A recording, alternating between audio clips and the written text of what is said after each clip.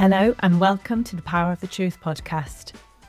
Today, my guest Claire Karitzis is a truly extraordinary human being. To have survived the story that she's about to share with you is nothing short of remarkable. And to come out the other side with no rage, no resentment, no bitterness is an absolute miracle. She is an incredible human being, and her story is one of resilience, one of searching for the truth. And yeah, I don't know what else to say really, other than if you are affected by anything you hear in this episode, then there are obviously links in the show notes. We do talk about really sensitive subjects like sexual abuse and paedophilia, and we also talk about cancer. So if you are affected by anything that you hear in this episode, please do go to the show notes and find some support. I hope you find this episode enlightening, and I hope it helps you broaden your mind. You just never know what people have been through. I had no idea when I was introduced to Claire that this was the conversation I was going to have with her. But it's so important that we talk and that we put these things out in the open, and we hold accountable those people who hurt other people, especially children. I have no words. Without further ado, please enjoy this episode with Claire Karitzis.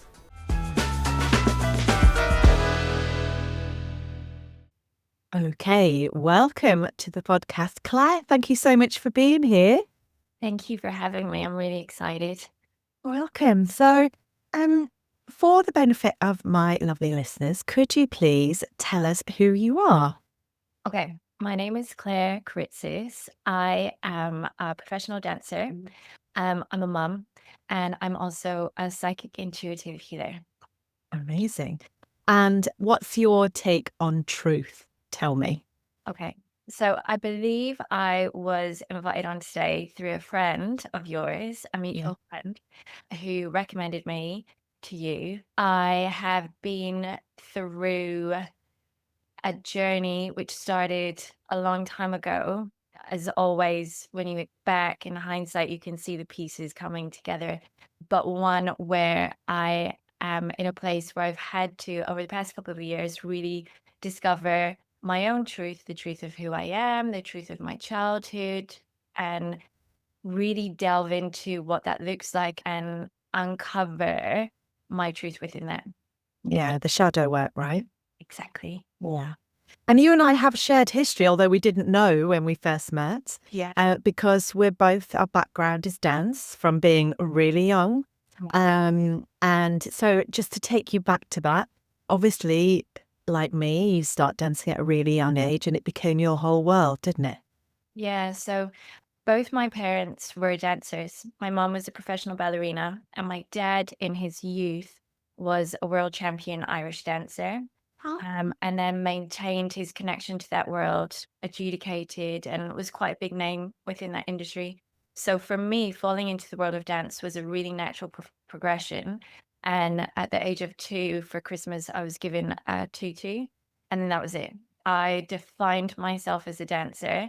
That was my path. That's what I was going to do. My name is Claire, and I'm going to be a dancer. So, yeah, it was a really simple progression for me to follow. Yeah, I was the same, completely single-minded, but totally different. I mean, Mom just used to put on, we never had a cassette player. We only had a record player, and she had a Swan Lake LP that she used to put on, and I just used to prance around to it, and I begged her and begged her and begged her to take me to dancing lessons. And then when she finally did, that was it. They'd lost me. I'd gone. I just loved it from the moment I started, and to the sacrifice of everything else in my life. I was so single-minded. I just loved it. Yeah, it's funny, isn't it, how it just takes you over. And actually, because I always knew what I wanted to do, I've struggled with that with my own children because they haven't known. And for me, that's like does not compute because I always knew what I wanted to do. So it's so strange to me that they don't, you know. Yeah. So tell me how that progressed then through your early life, in terms of moving into the dance world. What did that look like for you?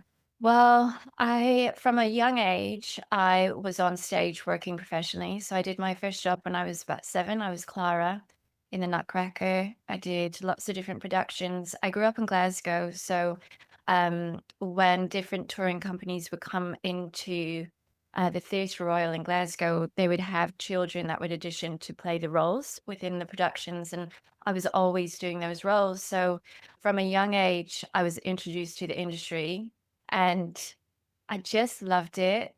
I didn't realize at the time it was so much somatic therapy for me. And it was a disconnect from everything that I was going through within my childhood. And it was a complete saving grace. I went to the Royal Ballet School when I was younger, but my parents brought me back and said, if you still are capable of doing this when you're 16, get an education so you can fall back on that if you need to. And then at 16, if you're still wanting to and good enough to progress, then let's send you off to London then. So on my 16th birthday, I moved to London and went to full-time ballet school, which was my dream. And I just fell into place. And in hindsight, it was really tough. You're so young, you're so vulnerable, you're coming out of school and you're just hearing and trusting what's being told to you. So that would be don't eat or stop eating so much. And this complete obsession with looking at yourself in the mirror and judging yourself became a normality, which at the same time is really soul destroying because you're too young to understand and have a real grounding into what that is. So straight Yeah. away, I really struggled with the pressures. And then on my graduation solo in the dress rehearsal, I sprained my ankle and I had a contract. I had to forego my contract and then rehabilitate. Went to America to just have a break and audition for companies over there. Got another contract, came back to the UK as visas were being sorted, and I ran for the tube, sprained my ankle again, and that was it. I was like, I can't go through that rehabilitation again. I need a break. So I went to Pineapple and just started to do any class that I could manage that wasn't on point. And so I went in and I did lots of jazz classes, and a guy called Louis Spence saw me and he just fell in love. Like, I think I was really bendy, really flexible, and he just loved it. And he would be in reception and he'd run in and do corner work with me and stuff, and then he'd run back out again. And he eventually was like, look, I'm starting an agency and I'd love to put you up for an audition. Went to the audition, had no clue what I was doing really, but booked the job, which was for Kylie and Justin Timberlake to do the European Music Awards, the MTV Awards. So did that, and that kind of threw me into the more commercial side of the industry, which I had no experience of, but I loved. And I came at it from a real classical ballerina sense, really upright, really quiet, really withheld, and was thrown into an industry where everyone had these amazing personalities and so much life and individualism, which was contrasting in some ways, not in a negative way, but from the ballet world where everyone's so trying to be perfect, the perfect physique, the perfect technique. And there was so much freedom within the commercial industry to really be who you are. So it threw me into that world, which I loved. And I met my husband on that job as well. And yeah, that was the start of a whole new chapter for me. Yeah, it was a reinvention again, wasn't it? Yeah. So just to take you back to what you said about your early career in ballet, and you said ballet really was an escape from what was going on in the rest of your childhood.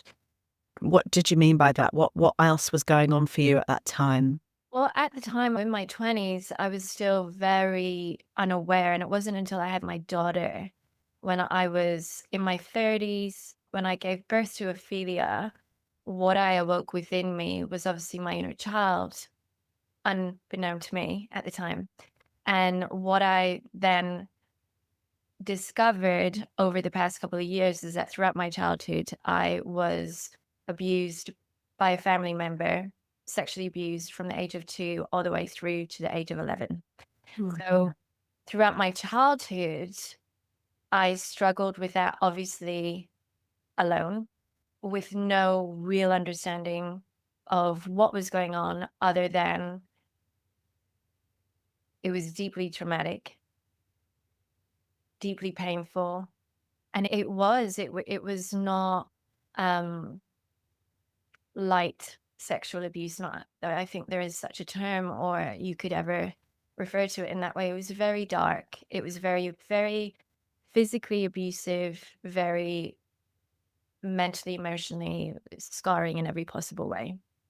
Oh, And I'm I so didn't sorry. discover this until I was into motherhood, and that inner child awoke within me becoming a mother, and I was able to mother my child, but also mother myself. And it took a while. It took a couple of years because when I first gave birth to Ophelia, I remember laying in the hospital holding her. I had to stay in. I had to retain placenta. So I had to stay in for, I think, 1 or 2 nights.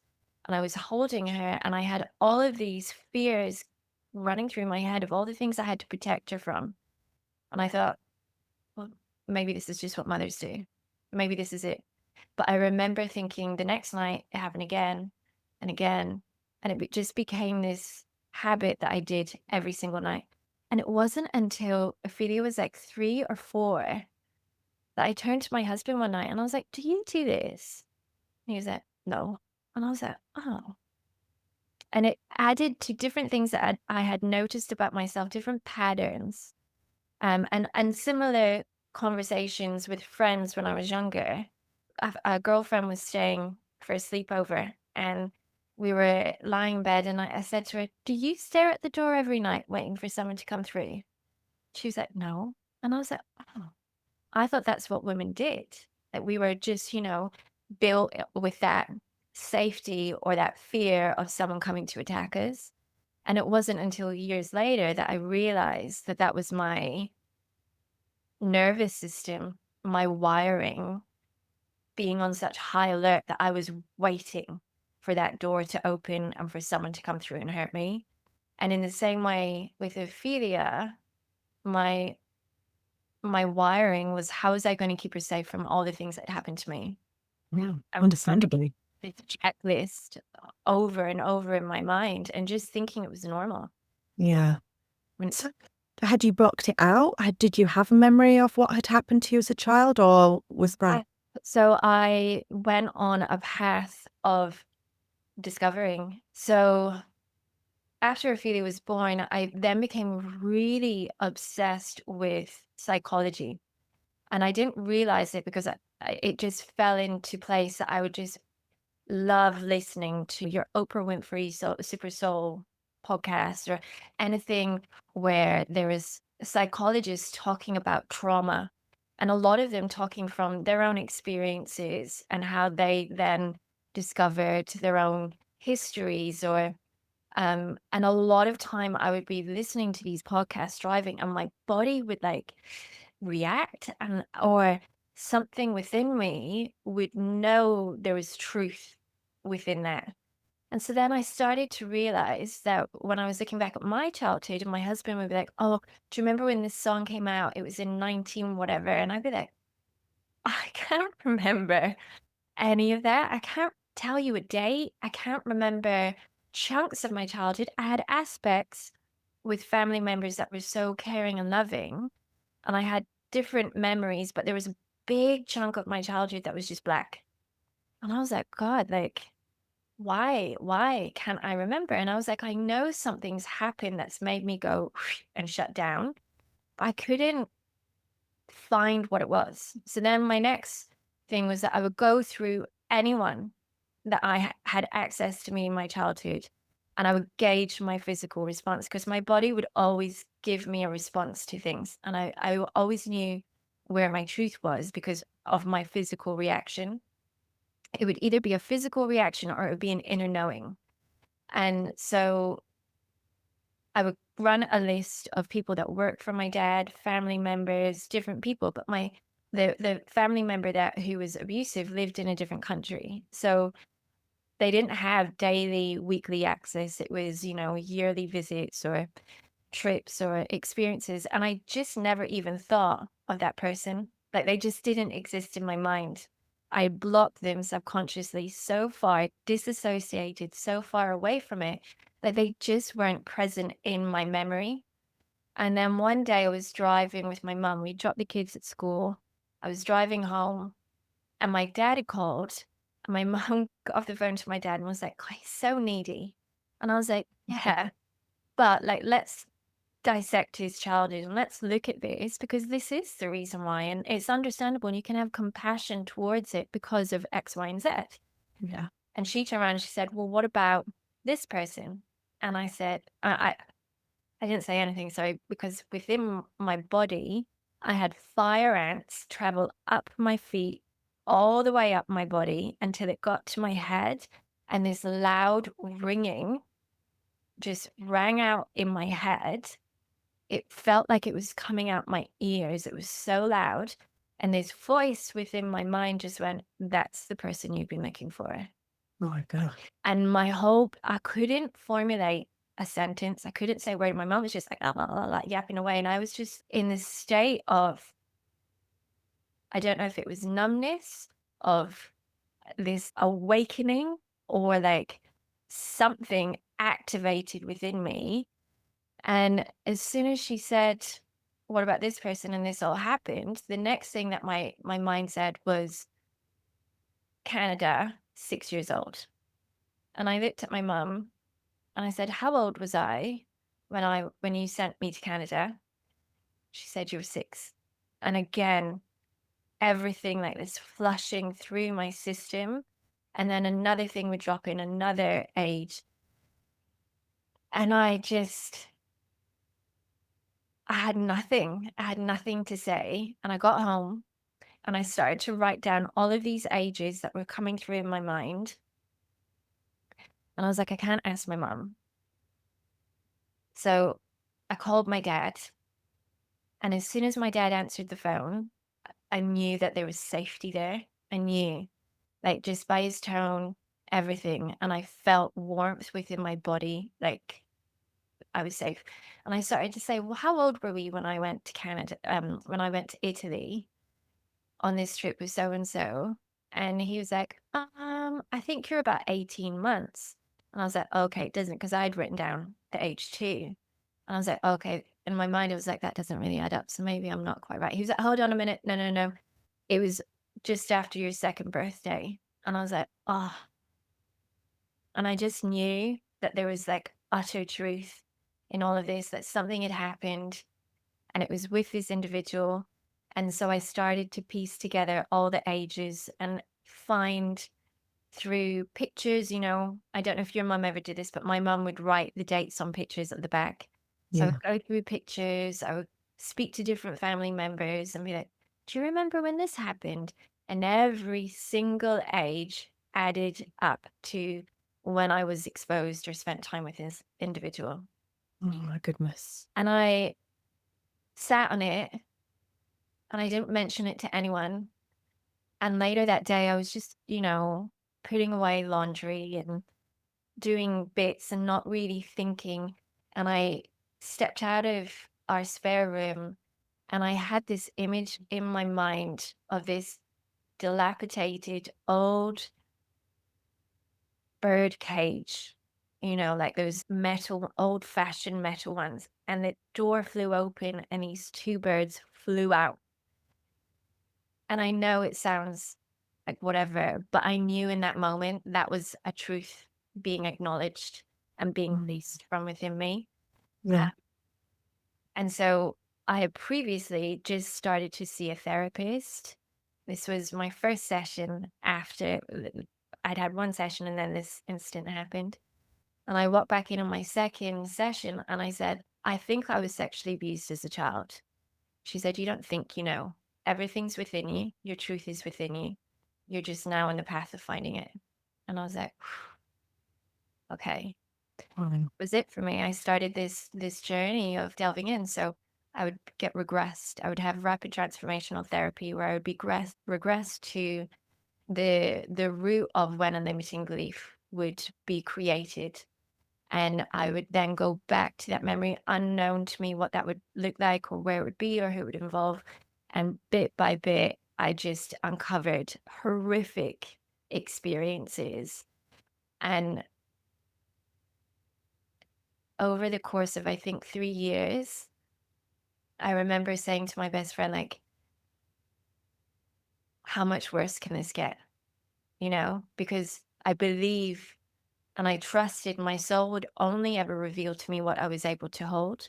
And so Mm. little by little, gently, until it kept getting darker and darker and darker. And eventually, yeah, I came through it and came to the other side of it where I was able, through a lot of work and a lot of different modalities, helping me to process that truth, to uncover that truth, to process the rage, the abandonment, the deceit, all possible things. And I really allowed myself to sit in all of it. I would drop my kids at school, I'd come home, and I would purge whatever emotion it was. I would burn stuff, I would break stuff. My husband would come in and be like, yeah, are we're gonna smash this one? And I'd be like, yep, it's going. It's all having to go. And through that, and through, sound healing, somatic movement, through therapy, through all different modalities, I've come to a place maybe like 3 to 4 years later where I am at peace and I have no rage. I have no venom in me. I have no need for revenge or ill thoughts or ill words or anything. So it's been an intense couple of years, um, but I'm so grateful. I'm so grateful because when I look at my 20s and when I look at myself within this dance industry, which I loved, I was hiding. I hid behind the role of being the dancer. I Mm. hid behind projecting the image of what I thought everyone wanted me to be successful within that. And underneath that was this terrified individual who had so much pain and so much hurt, that I was never in my truth until I was able to really get to know all of it, the good, the bad, the terrifying, the horrendous acts that were done towards me, and free that aspect of me, that child. I would find all of these different inner child versions of me, and they would be in horrific states. And I would have to, little by little, be accountable for them, as there was no accountability by an adult in my childhood. So I had to be accountable for what they experienced, and I had to sit with them little by little until they felt safe enough to come back in and be within me. Mhm. And have you managed to share any of that truth with your parents? Yeah. Yes, I have. And that was something, again, I sat with for ages because both my parents, you know, they had difficult childhoods themselves, very difficult. And so throughout my childhood, a lot of what I experienced from them was the projection of their pain. When it was too much, it was projected onto us. Um, and not to dismiss that, because I've held them accountable for that, but we live in a generation now where we do this. We talk. Conversation, therapy, healing is part of what we do. And that Yeah. was never the case before that. It was never something that was, we didn't witness suffering. We threw it under the rug, We didn't Yeah. talk about it. We pretended like that didn't happen. We closed the door, we opened the new door the next day, and we just carried on. So within reason, compassionately, they did their best that they could.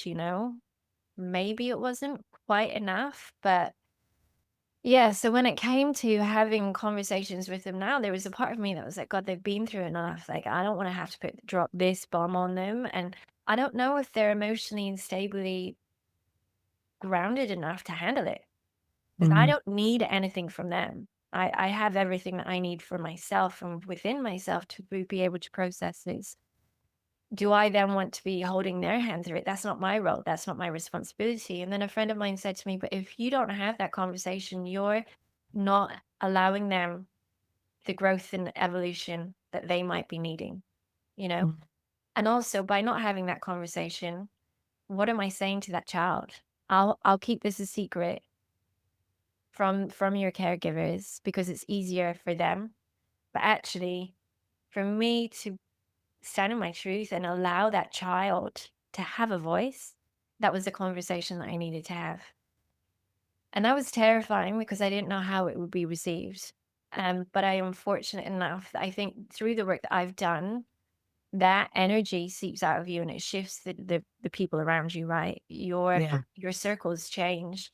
Some people go, and some people that stay, they evolve with you to a degree, right? Whatever they're open to.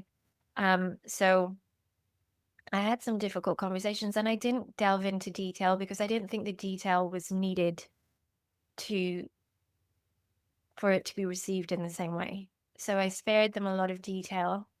Um, but the conversations were had, yeah. Yeah, Yeah. yeah. And is he still alive, this guy? No, no. Right. And I sit with that because I think, yeah, I am. I feel very grateful that I've had the strength to be able to do this. And sometimes I'm like, I don't know how I've managed to move through this. But I think the reason why I was able to move through it is because it was my purpose. I wasn't supposed to not process it. I wasn't supposed to not uncover it. I wasn't supposed to not feel all of these things. My path was to do that. And so I was capable to do so, though at times it was horrendous. But um, I do sit with the fact of if I was to ever see this person, and there was other people. It wasn't just one person. There was countless other people involved.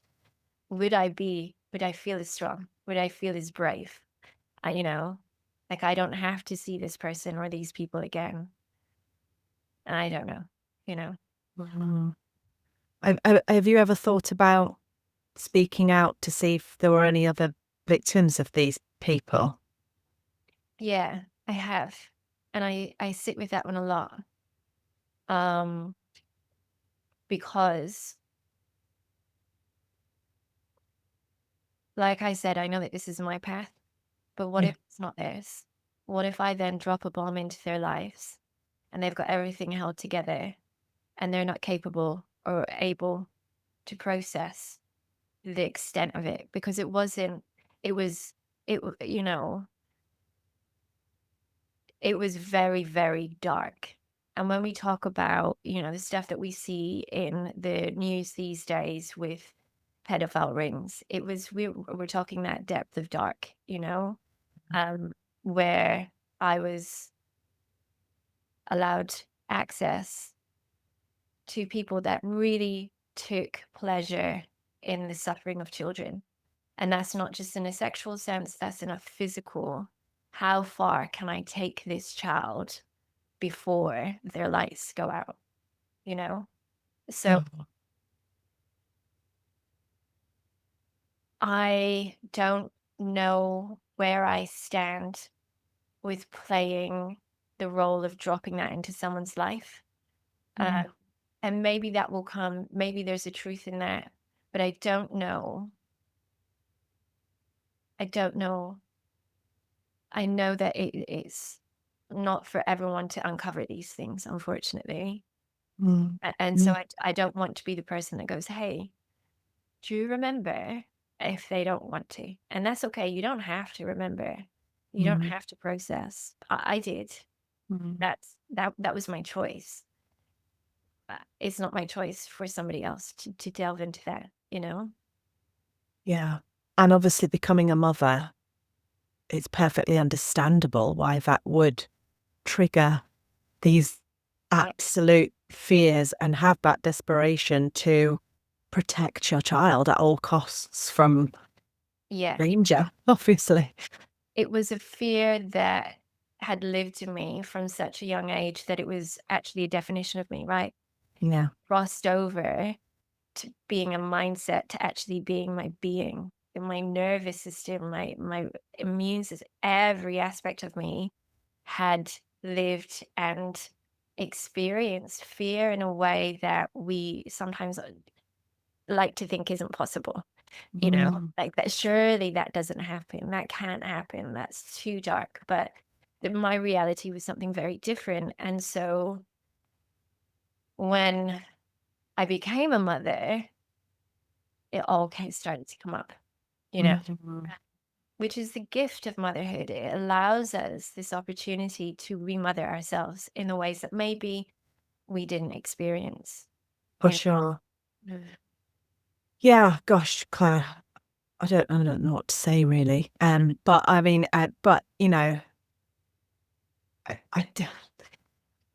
think in the dance industry, the resilience that's required to become successful in that industry is an interesting subject, having been part of it.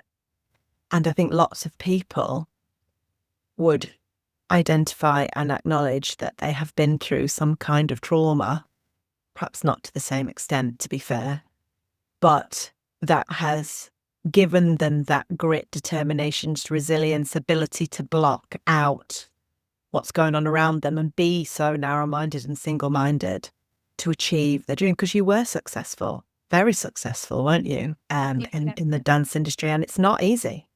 And that takes some guts, especially when you had to pivot and reinvent yourself. I mean, do you think that did have a bearing on who you were and that ability to do that? Yeah, 100%. Like, for whatever reason, and maybe that's something I won't know in this life, I was given the gift of survival, and whether that's just the physical survival of it, but the actual mental capabilities to survive. And I think within that, the disassociation obviously plays a huge role, because I think we disassociate to survive. But the flip side of that is that I had dance and I had music. And when I was a kid, teachers would be like, wow, she can emotionally connect to music in such a way. And in hindsight, I was processing things that most children never have to experience, right? So I was emotionally going through things that other children weren't. So the somatic release, I think, was such a key survival role for me in dance. Yeah. And I could disassociate and I could refocus everything good into dance. And so that was my way out, I suppose. And when you have that mindset, I think that carries you through, like into the dance world. Like, okay, cool, I didn't get this job. Yeah. There was aspects of me that would disassociate again and be like,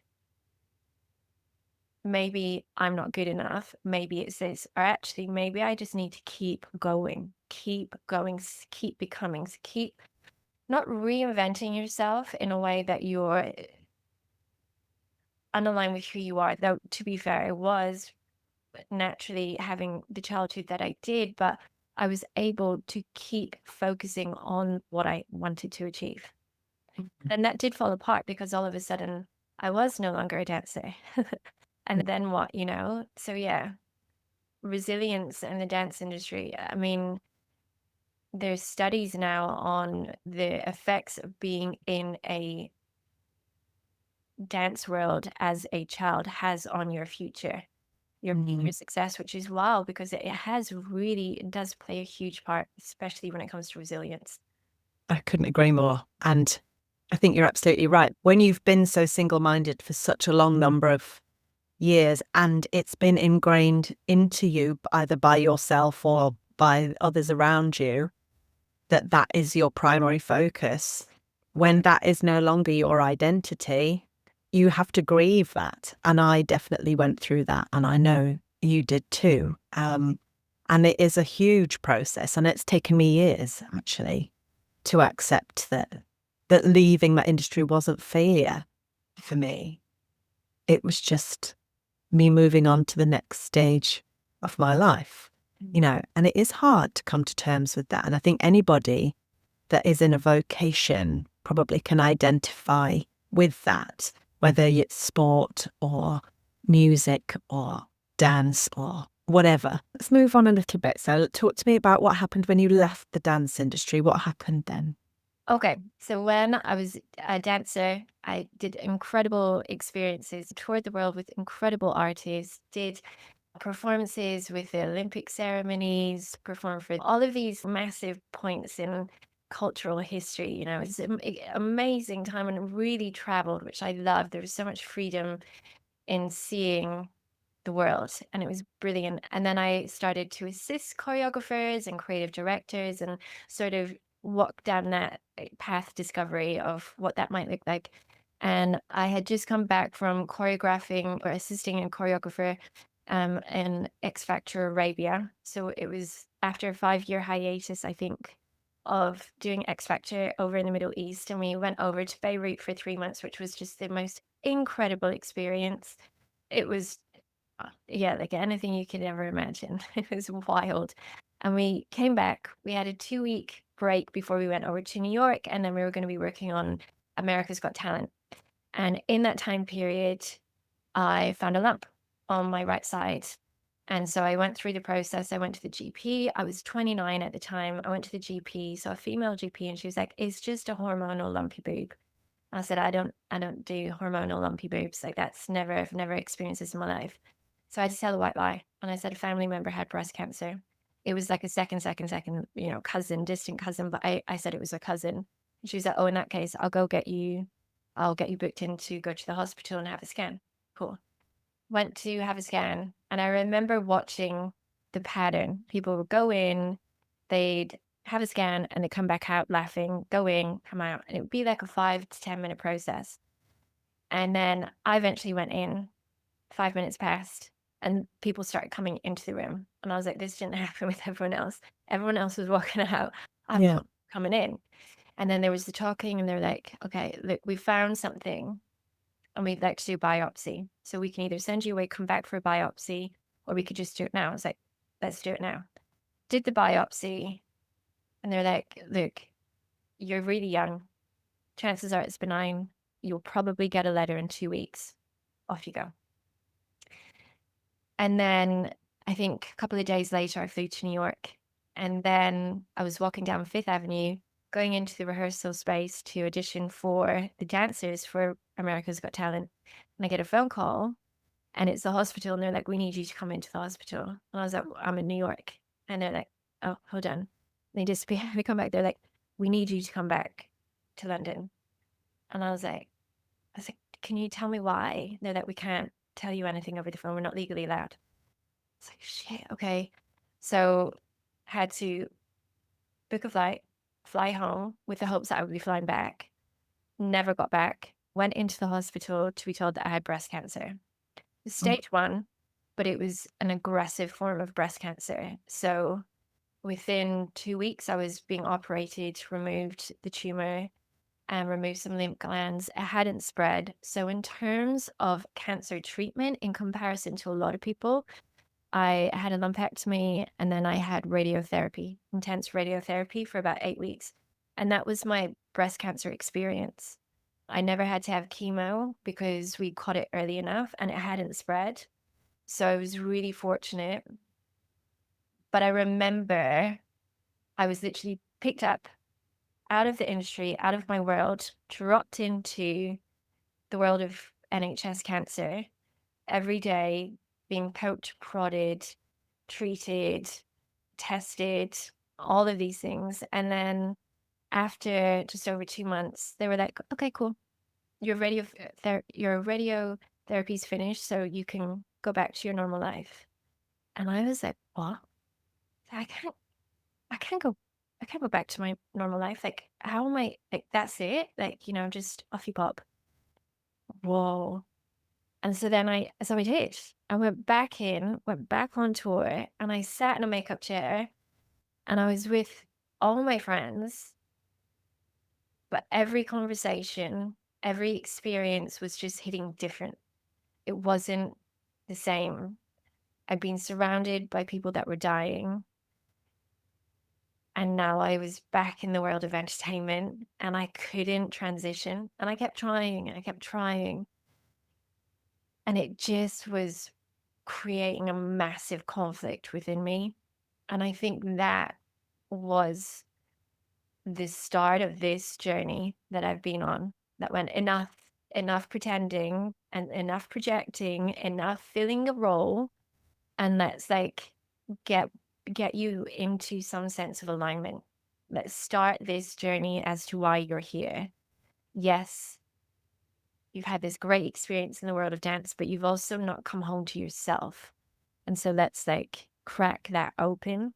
And so I think I stayed in the world, the commercial industry for about 2 years trying, but the whole time just being in complete internal conflict. And eventually I had to step out and I didn't know what I was going to do, but I knew when I connected into any form of holistic therapy, I felt alive. I would go into a yoga class. I've been doing yoga for my whole life. And all of a sudden it stopped being about the physicality of what my body could produce and the shapes and all of that. And it became this internal dialogue with myself. And so this shift happened from there. Wow. Yeah. You know, it was really difficult to go from, hi, I'm Claire, I'm a dancer, to, hi, I'm Claire. What does that mean? You know? So, yeah. Yeah, because you're defined by your achievements, your success. your success, your personality, this is who I am. I have people in my world who I would consider to have had incredible careers in musical theatre who still consider them to be themselves in their 30s to be nursing failed careers because they've never had a lead role in the West End, and yet they've toured all over the world. That all of their childhood they wanted to play a lead role, but it's just never happened. And it's not because they're not talented and it's not because they're not capable, but a lot of it's timing, a lot of it's luck, a lot of it's people you know. And it's brutal, isn't it, that industry, because the way we talk to ourselves about success and the way we talk to ourselves about who we are and what we represent is actually not, hi, I'm Fran, the person. It's, hi, I'm a successful musical theatre performer or dancer or whatever it is. And you're defined by that success, by your CV almost, aren't you? And so it does take time to then relearn and deconstruct that thought process. Yeah. To redefine who you are and accept that you can start again and be whoever you want to be. But it's a really tough process, isn't it? It really is, because you've spent your life in spaces that most people don't go to. Like we spend our lives in theaters, in TV studios, film sets, dance studios. And you're surrounded by a very eclectic mix of people. And then all of a sudden, like for me, I wasn't surrounded by those people. I wasn't in those places.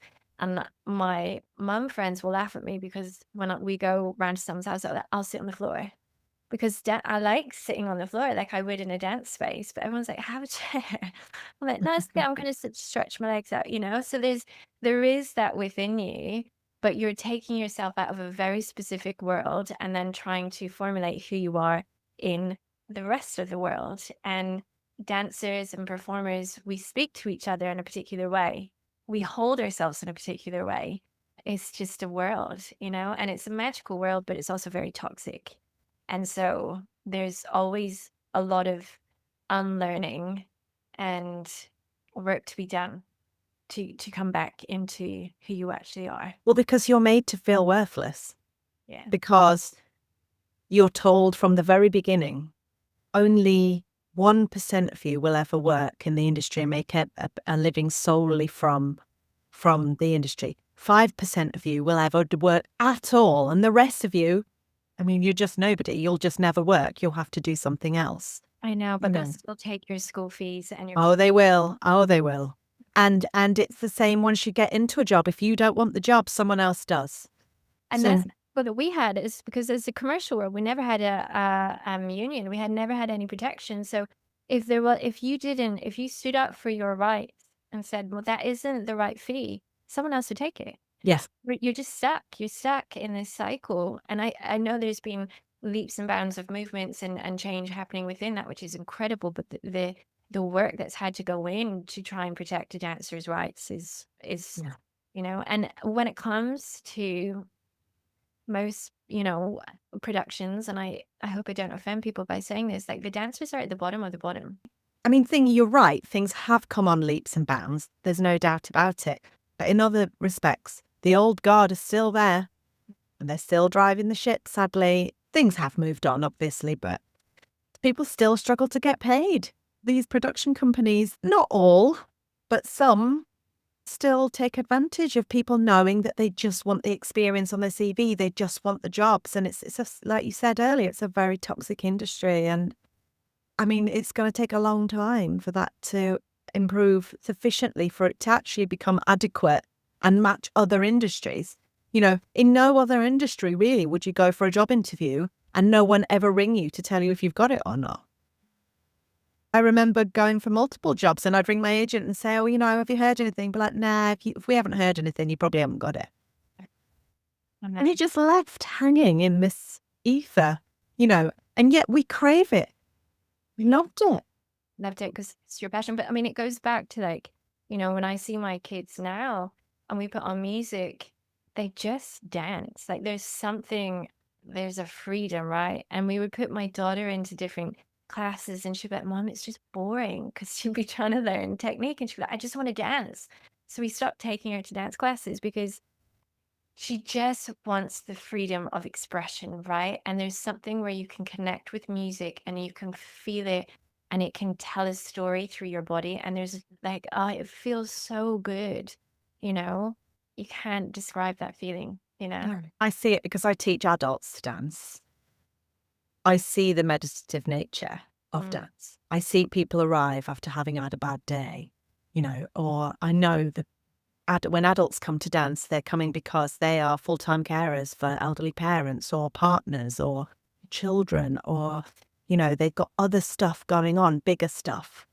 And they arrive in a mindset and they leave in a different one.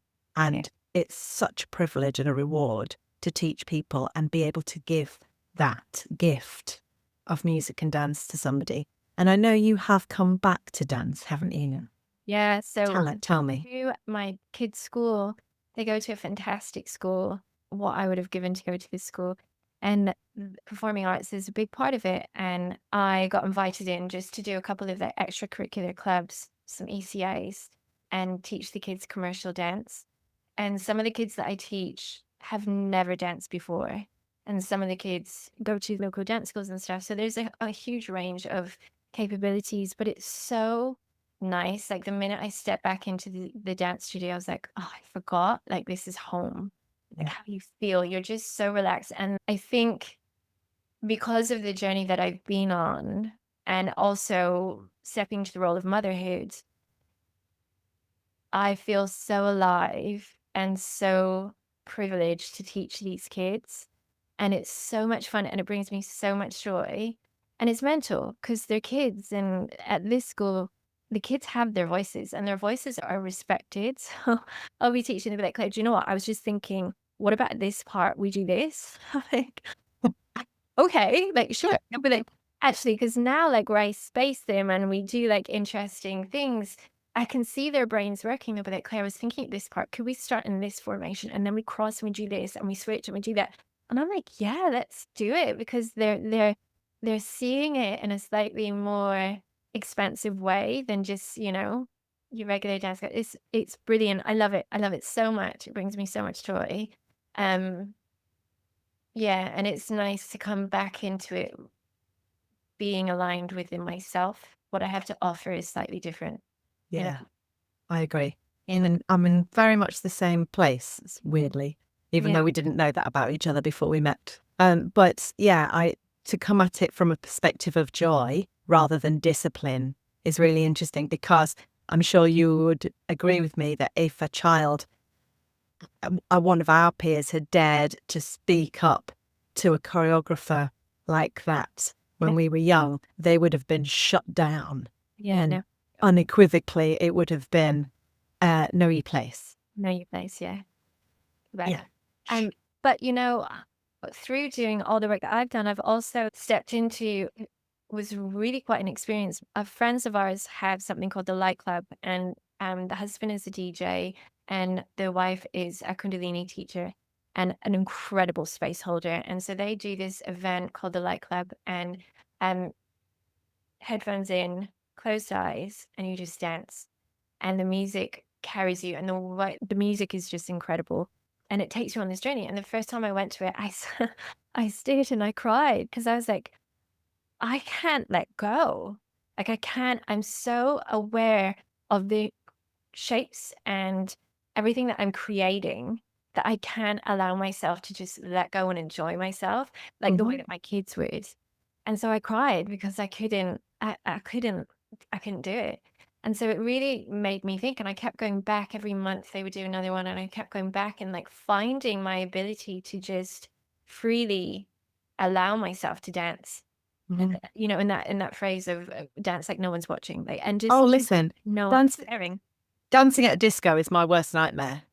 Like, I can't do it. Yeah. Like, if you ask me to stand on a dance floor and freestyle, like with people who can't dance, I just feel like everybody's watching me. Yeah, it's pressure. It's too much, right? And I really struggle with it, really struggle. And then I end up sort of choreographing something in my head and then trying to get people to dance with me and copy me. And then I'm like, what are we doing? Like, just like, it's weird. It's a weird thing. Come to this Light Club the next time they do that. They've got one in July. It's incredible because it just allows you to disconnect from actually being the dancer and go back to being the dancer, Like, so, but it really made me think because like never throughout my training did anyone ever keep me connected into my reason why. Why am I doing this? Why do I love dance? Why do I want to do this?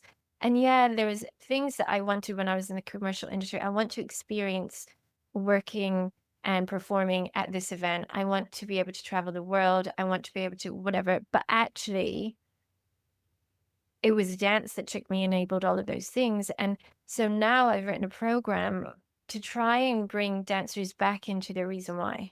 Like, why are we here? Because we get pushed through additions and rejection, and we have to stand in front of a mirror and judge ourselves every single day and compare ourselves to others. And that is the natural progression of dance. You cannot escape that. And we are supposed to be able to create shapes and look like X, Y, and Z. And maybe you physically can't look like that person, or maybe your body creates a different thing. And yeah, there's a lot more acceptance for that now than what there was. But that is also, it eats away at you. And not knowing that you said, why didn't I get that job? The first human nature thing to do is because of me. I'm the problem. I'm not thin enough. I'm not pretty enough. I didn't do this well enough. I'm not this. I'm not. And then from there you go to bitterness. And you're like, oh, well, that person, And that's when the bitchiness comes out, right? Because you're comparing yourself.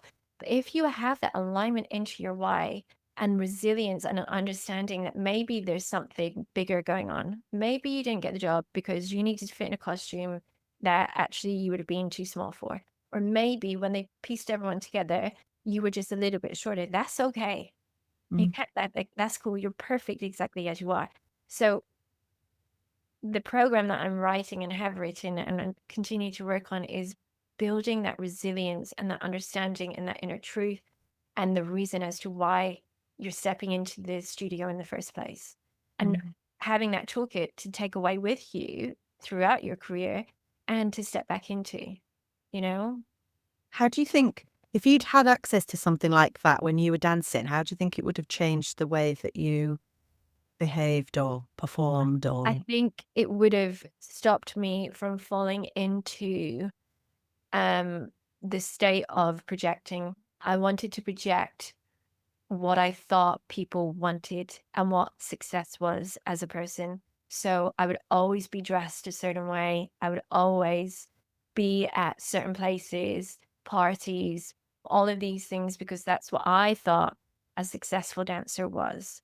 socially accepted and all of these things, which yes, it is, but I would have done it from a different place. My intention would have been different rather than projecting and hoping for acceptance externally. I would have had acceptance, or I would have been on a path of discovering acceptance internally, Yeah. which would have Yeah. made me capable of making different decisions. Yeah. It's so interesting. Yeah. So just to move on again now. So we've gone through the life of a dancer. You became a mom. Obviously, you had your breast cancer experience, and then we move on to Claire, the yoga teacher, Claire, the spiritual being. So talk to me about where the yoga, I mean, obviously you said you've done yoga all your life, but when did that really take over and become part of your identity in terms of teaching? And then obviously that led you into a more spiritual awakening, didn't it? Yeah, I connected straight away with yoga differently after my cancer experience. The nurses at my hospital, I was treated in Charing Cross Hospital in Hammersmith, and they have a really large Maggie's centre there. And they said to me, you should go to Maggie's. And I was like, okay, cool. So I went to Maggie's and they did yoga for cancer whilst either post, during, which is just really restorative, probably more like a yoga nidra. Um, and so I started, and instantly I connect to the healing aspect of it. And I was like, this is different. And I really enjoyed it. And so that's when I started to delve into a lot more holistic practices. Diet, mental health, and mindfulness was a really big thing back then, and meditation, discovering crystals or anything, just in that sort of really innocent place of what is all of this. And this was 2013, so it wasn't the world that it is now. There Yeah. wasn't Instagram, I don't think. At least I didn't have Instagram. There wasn't the real access to finding things in the way that we can now. But I remember I would see a clairvoyant that lots of people in the industry would go see. And I never went to her to find out what was going to happen. But I knew that every time I saw her, I came out and I felt different. She awoke something within me, and it was faith. It was just faith in the unknown. And I had more every time I saw her, which was like every so many months. And she would give me practices. And it was the practice of surrender and trust. And I just really embodied that because it felt right and made me feel good. And I just kept doing that over and over. And every time I would go back and see her, I would actually just sit and we would just talk. It was never about her being like, well, on this day or this person or whatever. I was always kind of like, okay, cool, whatever. But I just wanted to be in that company, in that feeling. And I just wanted that to grow. So then, obviously, as you do, I went and I did yoga training, the woman called Tara Stiles, but I never taught. I never wanted to teach. I just wanted to digest and learn more, listening, reading, all of these kind of things. Then we moved out of London and COVID happened and we started to jump, trying to get down to the kids' school. And it was when we got to the kids' school that I really started to, I think maybe physically we had more space, more nature around us, that everything started to open up. The cracks in my inner child started to become so overwhelming that I was like, I need to go and get actual help for this. Like, I can't manage this, and I don't want it to become something that's then really detrimental towards my kids' future. So I found a therapist who was also a shaman, psychotherapist, shaman, clairvoyant. So there was always like that spiritual sort of nature there. It was never just the medical sense. And everything just started to open up. And the minute I started to remember my childhood, really weird things would happen. I've never really spoken about this other than to my friends, because I guess like there's that aspect of me that I think people might think I'm crazy, but I'm okay with that. But I would be driving and I'd look up and I swear to you, the sky was filled with angels, like just filled. And I would be like, are you serious? And I've never seen it again, but I know that they're there. It was like I was shown something. I kept being shown things with this understanding, like a veil lifted. And it didn't need to be lifted the whole time for me to see everything, but it was there. So I had an understanding of what was. I would see different spirits in our house. I would meditate and I would close my eyes to meditate. And I wouldn't obviously open my eyes, but in my mind's eye, I would be somewhere else. And I would be having these very, very, It's remote viewing, isn't it? yeah. But the weird thing is that the further I went down my path in uncovering my childhood, I remember that I did all of this as a kid. So I remember every car journey. We lived about 40 minutes outside of Glasgow, and we would drive country lanes to get into school or into the city. And so we wouldn't pass a lot of cars. And in my mind, I knew that there was this voice that would say, okay, Claire, what's the next car you're going to see? And I bet blue Volvo. 2 minutes would go past and a blue Volvo would drive down the road. And I remember all of these different things happening as a child, or that my mom would ask me a question or go to ask me a question and I'd answer it before she would ask it, or just different random things like that. And so I think how I view it, maybe I'm wrong, is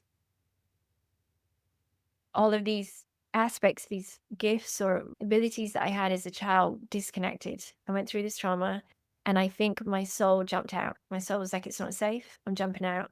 And I tapped out of all of that and I became totally numb. And then motherhood awoke the truth within me. And as I nourished and discovered and had the bravery to face that and uncover whatever that was and look after the aspects of me that hadn't been looked after, that was enabling everything else to come back. I remember just thinking I had this hole in my head and I could hear and feel things of people walking past me. I could feel their trauma. I could hear their thoughts. I could gauge relationship dynamics just by looking at people. It was all a whole host of lots of different things happening. And it was a really weird time because on one side I was uncovering really dark, painful things. And then the other side, like these wild experiences were just happening every day. And my husband would be like, what happened today? And I'd be like, well, sounds weird, but and he's like, so cool. So yeah, so and through that I then started to really search for teachers or healers that could really help me understand. I just wanted someone to be like, this is what's happening, everything's going to be okay. And I didn't necessarily find someone who did that, but through just embodying all of it, you come to a place of peace, right? Yeah. And I think there's a lot of stuff that maybe on a human level we're not supposed to fully comprehend, but our soul does. Our soul is ancient and is wise and holds codes to teachings and all of this truth within us. And our human brain is navigating that human existence. And I think when we start leading and allowing our soul to be the forefront and surrendering the need to have logic and understanding for all of these things and just really living that soul-led life, as cheesy as that sounds, I know that's probably quite a few catchphrases, but it just shifts the dynamic. And I think that internal shift for me has enabled me to live a life of peace and of joy and experience joy like I never had prior. Beautiful. Yeah. No, I completely agree. And the way I like to think of our human existence is in terms of vibration, because we're all energy, right? It's just energy. And I like to think as humans, we operate on a vibration of 0 to 100, for example. And the higher we can raise our vibration to 100, the closer we get to spirit and the closer we get to the light. But spirit operate from like 100 to a trillion, gazillion, And if we were, as human beings, to try and operate at that frequency, we'd combust, right? Just our physical bodies aren't capable of that level of expansion. And so we have to just try and get as close to 100 as we can in this life, but accept that we are here to be human, right? Well, that's it. Yeah. Like when I was on my healing path, deep in the trenches of it, I would meditate all the time. And I loved it because I would just be in this place of peace and I would experience past lives and I would walk through all of these things. And it felt so free and light, and not light, because I am a complete believer that this is a life of polarity. There is no Yeah. light without the dark. You cannot Agreed. just be love and light. Like, we have to embody all of it, right? And we have to be at peace with that. We do, although I do kind of believe that everything dark is human. Oh, for sure. Yeah. Yeah, and just look at the world, right? But I wanted to escape, and I wanted to be up there. And someone said to me, Claire, like, I would go to healing sessions, but we really need to ground you. And I'd be Yeah. like, just leave me. They keep me up there. I'm happy up there. It's nice. It's so nice up there. Like, this Yeah. is dark and it's heavy and it's tricky and icky and all of those things. Like, it's lovely. Like, leave me be. But you're here. You're not here to be up there. You're here to be embodied. You're here to be human. And Yeah. actually, the more we are embodied, the more we are grounded, the higher we can experience, right? We need to be here, and we have roles, and we have very important work to do here, whatever that might be. But we have to be here to experience it. And it's hard because right now it's not a nice time to be here. But we've chosen. I personally believe we've all chosen. I agree. Me too. So where does Claire go next? What's next? I know that you're on your spiritual journey. So how are you going to go forward from here? I just want to be present. Just want to experience every day. I have no pressure on any day being anything. I love being a mom so much. I love everything. That motherhood has been the greatest gift for me. And I'm really lucky because I'm experiencing motherhood with my husband, who we've been together for 20 something years now. And we've been through so much together, but he's my oak tree throughout all of it. And so I'm really grateful that I just want to enjoy this life. I just want to experience as much of it as I can with my kids and my husband and my friends. And I have full trust that whatever is meant to be for me will not pass me by, and that I cannot force anything to come that is not right. And so I just want to experience life from a place of joy, from a place of just like wonder. Yeah. Yeah. And teach Beautiful. that at the same time. Um, if anybody's listening to this that has been through anything relative, their own darkness, their own trauma, what would you want them to hear from this conversation, really? I think the very known phrase, "This too shall pass." Yes, there is darkness. Yes, some experience severe darkness, but there is also light. And we can find our way out, and there are people that are there to help. And even when things feel heavy, this too shall pass.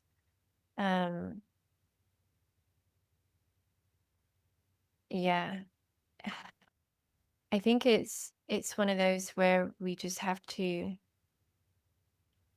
trust, have trust in yourself that you will not be given anything that you cannot handle. And so because of that, you just have to keep going and find people that are there, and find your joy, find your light, and find your reason to keep going. And I work with something called the Akashic Records, and I do readings for people. And the stuff like, there's healers and there's psychologists, and there's so much out there now to be found to help. So just keep searching. You're going. Yeah. Yeah. You think it's a choice that? I think it's a decision to keep going. Yeah. I think everything is a choice. I think that's the one thing that we have to remember. We have the choice. My choice to respond to this in this way or that way. I choose how I feel about that. I choose, don't disassociate, don't bypass what you have to feel, but we have the choice. We have a choice who we allow access to us. We have a choice what we eat, what we put in our bodies. We have a choice. That is what we do have. We have choice. Yeah. Yeah. Beautiful. Well, Claire, I mean, it's just been a beautiful conversation. Thank you so much for your honesty. and your openness, and for really sharing everything. I'm sure there will be people listening to this that will have got so much from it, and hopefully you've helped people who have been through similar and maybe haven't been able to talk about it yet, or who have been through it and are processing the same way as you and knowing they're not alone. I mean, it's just so important, isn't it, that we talk about these things and share our experiences so that other people know that they aren't alone. So thank you so much. I'm so grateful. And yeah, take care. Thank you for having me. You're very welcome. Thank you so much.